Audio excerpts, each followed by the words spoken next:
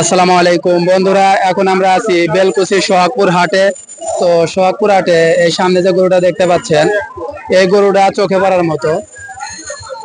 আসসালামু আলাইকুম ভাই। ওয়ালাইকুম আসসালাম। এটা কি জাতের গরু ভাই? দেশি দেশি দেশাল। দেশাল।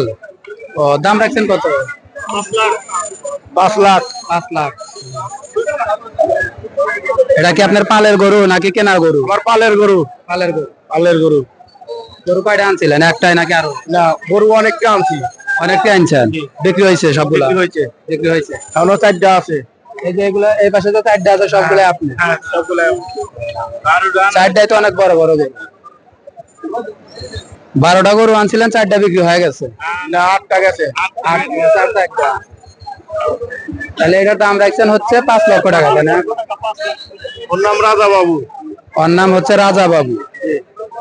তো বন্ধুরা দেখতে পাচ্ছেন, এই গরুটার দাম রাখা হয়েছে 5 লক্ষ টাকা। আর এটাই কি আপনার, মানে 12টা যে গরু আনছিলেন এটাই সবচেয়ে বড়, না এর চেয়ে বড় গরু আছে? এর চেয়ে বড় আছে, সব বিক্রি হয়ে গেছে। বিক্রি হয়ে গেছে। মানে এটা কি এই হাটে বিক্রি হয়েছে আজকে? এই হাটেই আজকে বিক্রি হয়েছে।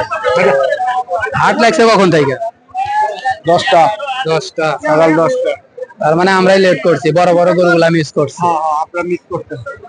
আচ্ছা, সমস্যা নাই। আর এমনিতে কুরবানি ঈদের আগে মানে তো বড় গরু থাকে না, বড় গরু তো সবাই আগে বিক্রি করে ফেলে।